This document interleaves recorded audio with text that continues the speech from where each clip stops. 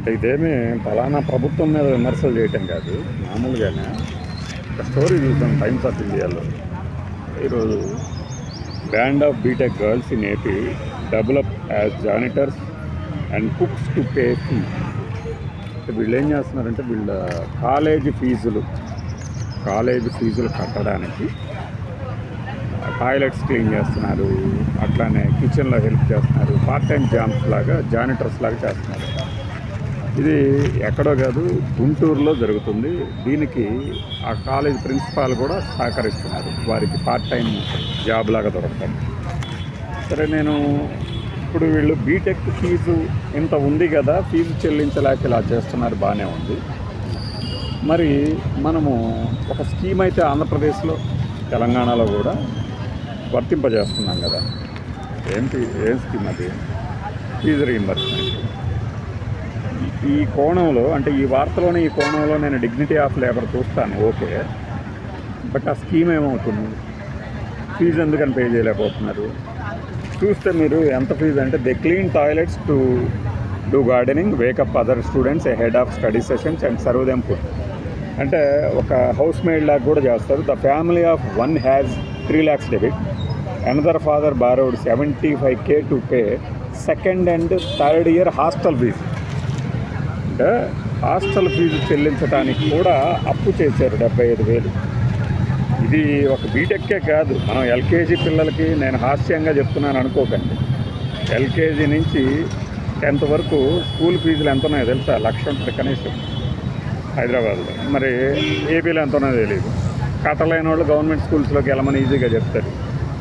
ఈ ఫీజులు కట్టడానికి అప్పులు చేయాల్సి వస్తుంది అంటే నమ్మేవాళ్ళు కాదు కదా. ఇప్పుడు చూడండి, ఒక అమ్మాయికి వాళ్ళ ఫ్యామిలీకి 3 లక్షలు అప్పు ఉందట, బీటెక్లో చదివించడానికి అప్పు చేశారు. ఇంకొకళ్ళు హాస్టల్ మెస్ ఫీజు కట్టడానికి 75,000 అప్పు చేశారు. ఈ అప్పు ఒక్కరోజుతో పోయేదా? పోదు. Students encouraged to take up part time work to instil confidence that they can take care of themselves in future. Principal rest రూముల్లో క్లీనింగ్ చేయటము, వంటకి సహాయం చేయటము, హౌస్ మేడ్ పనులు చేయటంతోనే వాళ్ళ ఆత్మవిశ్వాసం పెరుగుతుంది అని భావించినట్లయితే ఈ పని బీటెక్ చేయకుండా కూడా చేయొచ్చు. అంటే నేను వాళ్ళ డిగ్నిటీ ఆఫ్ లేబర్ని తక్కువ చేయట్లేదు. అట్ ద సేమ్ టైం విద్యా వ్యవస్థలో ఫీజులు అనేవి ఎంత అడ్డంకిగా మారాయి అనేది స్టోరీ చెప్తుంది. ఇది ఒక నిజంగా సంచలనం కలిగించే స్టోరీ. దీని జోలు ఎవడు బోర్డు. గుంటూరులో జరుగుతుంది. దీనికి ప్రిన్సిపాల్ ఎంకరేజ్ చేయటం, అంటే ఎంకరేజ్ చేయడం తప్పని కాదు. మరి వాళ్ళు ఫీజులు కట్టుకోలేరు కదా, ఏం చేయాలి? దీన్ని ఇంకో కోణంలో చూసినప్పుడు ఏంటంటే, ఫీజులు కట్టనందుకు ఇంటి పని, వంట పని, మరుగుదొడ్లు, టాయిలెట్లు శుభ్రం చేస్తున్న ప్రిన్సిపాల్ అని ఎవడన్నా హెడ్డింగ్ పెట్టాడు అనుకోండి, ఎలా ఉంటుంది? వార్తను చూసే కోణం, మన పర్సెప్షన్ ఎలా ఉంటుంది అనే దానికి ఇది ఒక నిదర్శనం. I know my family financial situation. I don't feel there is anything wrong with taking up any work that can is the burden on them.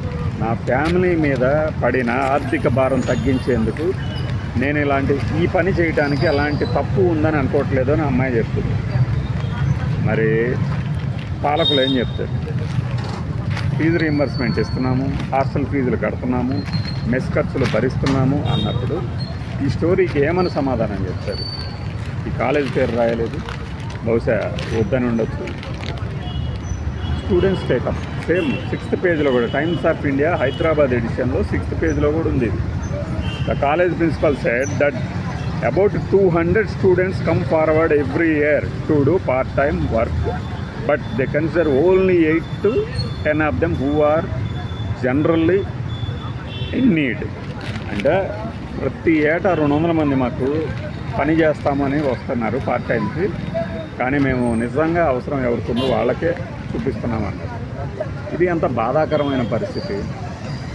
200 మంది బీటెక్ విద్యార్థులు మేము పార్ట్ టైం పని చేస్తామని వస్తున్నారు. డిగ్నిటీ ఆఫ్ లేబర్ కింద ఇది okay, మంచి పని. కానీ అప్పు తీర్చడానికి అప్పు చేయడము, ముందు అసలు చదువు కొనడానికి అప్పు చేయడము, దానిని తీర్చడానికి వీళ్ళు మళ్ళీ పనివాళ్ళుగా మారారు. ఇది కరెక్టా?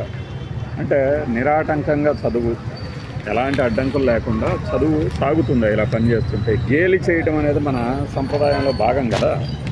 అవతల వాడిని ఎగతాళి చేయటం అనేది మన సంప్రదాయం. మరి ఇలా చిన్న చిన్న పనులు చేస్తున్నప్పుడు, చిన్న పనులు అంటే డబ్బు తక్కువ వచ్చే పనులండి, ఈ చిన్న పనులండి కాదు. ఒక రోజు వచ్చి వాళ్ళ టాయిలెట్లు కడక్కపోతే అప్పుడు తెలుస్తుంది ఏది పెద్ద పని అనేది. మనకి దురదృష్టవశాత్తు డిగ్నిటీ ఆఫ్ లేబర్ ఇండియాలో తక్కువ. మేము ఇప్పుడు హాయిగా ఏసీలో కూర్చొని 8 గంటలు అటు ఇటు టిక్కు అని కొట్టి ఒక టీ, ఒక లంచ్, మళ్ళీ ఒక టీ, ఇవన్నీ చేసి బయటకు వస్తాం. మా సెక్యూరిటీ గార్డు పొద్దున్న నుంచి సాయంత్రం దాకా 12 గంటలు అలానే ఉంటాడు ఎండలో. ఇదే పని ఈవెన్ యూఎస్ కానీ ఏదైనా ఫారిన్ కంట్రీస్లో అయితే చాలా ఎక్కువ ఉండొచ్చు శాలరీ మాతో పోల్చుకుని. ఆ డిగ్నిటీ ఆఫ్ లేబర్ ఇక్కడ కూడా వస్తే నేను వీటిని కూడా మంచి వార్త కింద చూస్తాను. చదువుకోవడానికి వచ్చిన పిల్లలు తల్లిదండ్రుల ఆర్థిక భారం తీర్చేందుకు, వాళ్ళ అప్పులు తీర్చేందుకు ఇలా పనివాళ్ళుగా మారడం కరెక్టా?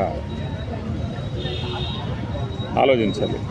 ఆ ప్రభుత్వం ఏం చేస్తుంది? మంచి ప్రభుత్వం. దానికి ముందున్న ప్రభుత్వం ఏం చేసింది? ప్రతి ఏటా వస్తారు అంటే అప్పుడు ప్రభుత్వం కూడా అదే చేసిందని కదా. అంటే మనకి స్కూల్ ఫీజు రీయింబర్స్మెంట్ అనే పథకము ఎంత మాత్రం ఉపయోగపడటం లేదు కొన్ని వర్గాలకి అనేది అర్థమవుతుంది. ఎత్తేమని చెప్పట్లేదు నాయన, మీకు దండం పెడతాం. స్కూల్ రీయింబర్స్మెంట్తో పాటు ఇలా డిగ్నిటీ ఆఫ్ లేబర్ని గవర్నమెంటే ప్రోత్సహించండి. ఇలా ఏదో ఒక కాలేజ్ ప్రిన్సిపాల్ మాత్రమే చేయటం కాదు. ఎందుకంటే నీకు నిజంగా అప్పు తీర్చడానికి ఈ టాయిలెట్లు కడగటానికి సిద్ధపడ్డారంటే వాళ్ళు ఈ చదువు ఒక బీటెక్ అనే కాదు, బీటెక్ తర్వాత వాళ్ళు కాలేజ్ క్యాంపస్ రిక్రూట్మెంట్ ఇంకోటి రాకపోయినా కూడా ఆ తర్వాత కూడా చేయడానికి ఈజీగా ఉంటుంది, అంటే సుముఖతగా ఉంటుంది.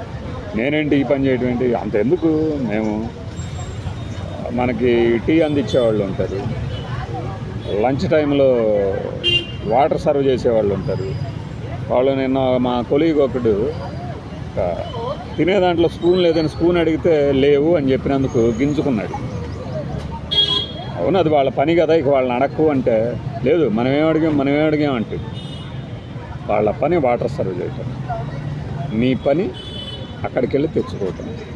అక్కడ స్పూన్ ఉందా లేదా అని అడిగితే ఆమె చెప్పిన సమాధానం కరెక్ట్ సమాధానం. నువ్వు దాని మీద గింజుకుంటున్నావు అంటే నీకు డిగ్నిటీ ఆఫ్ లేబరు, అవతల వాడిని గౌరవించడం తెలియదు. మన కింద పనిచేసే వాళ్ళని మీరు అంటానికి నానా తటపటాయిస్తూ ఉంటాం, పైన ఉన్న వాళ్ళని నువ్వు అనేస్తాం సడన్గా. అంటే ఎవరిని గౌరవం అనేది మనం ఇచ్చి పుచ్చుకుంటేనే వచ్చేది. అలానే ఈ విద్యార్థులు ఏ అవమానాలు పొందకుండా ఉంటారా ఈ చిన్న చిన్న పనులు చేస్తున్నప్పుడు? టాయిలెట్ శుభ్రం చేయడం అనేది అంత ఈజీ టాస్క్ కాదు. అప్పు తెచ్చడం కోసము ఈ ప్రిన్సిపాల్ ఎవరైతే చెప్పారో ఆమె ఈ పనులు ఎందుకు చెప్పాలి, వేరే పనులు కూడా చేయించవచ్చు కదా అనేది నా ఫీలింగ్. డిగ్నిటీ ఆఫ్ లేబర్ ఉండాలి. ఒక ఎడ్యుకేషన్ ఇప్పుడు పెద్ద చదువులు చదివేసి రోడ్డు మీద శనక్కాయలు బఠానీలు అమ్ముకోవటం అతనికి ఇష్టమైతే అయ్యి ఉండొచ్చు, కానీ నువ్వు ఇన్నాళ్ళు అంత టైం వేస్ట్ చేసి అంత చదువు చదివి బఠానీలు అమ్మడానికి కదా, దానికి ఆ చదువు దాకా అవసరం లేదు కదా. నువ్వు విజ్ఞానం కోసం చదువుకొని ఉంటే ఓకే. ఇది మన స్కీముల వైఫల్యాలు అంటానండి. ఇంకా ఏమనాలి, ఇక కాలేజీల దౌర్భాగ్యం అనాలా, ఫీజులు కట్టలేనప్పుడు ఇప్పుడు అవతల పేరెంట్ అప్పు చేసి పంపించాడని తెలుసు, నువ్వు ఫీజుని అడగకుండా ఉండలేవు. సో నువ్వు మధ్య మార్గంగా ఇలాంటి వృత్తులు చేపట్టమని ప్రోత్సహిస్తున్నట్టు నాకైతే అదే అనిపిస్తుంది. బాయ్.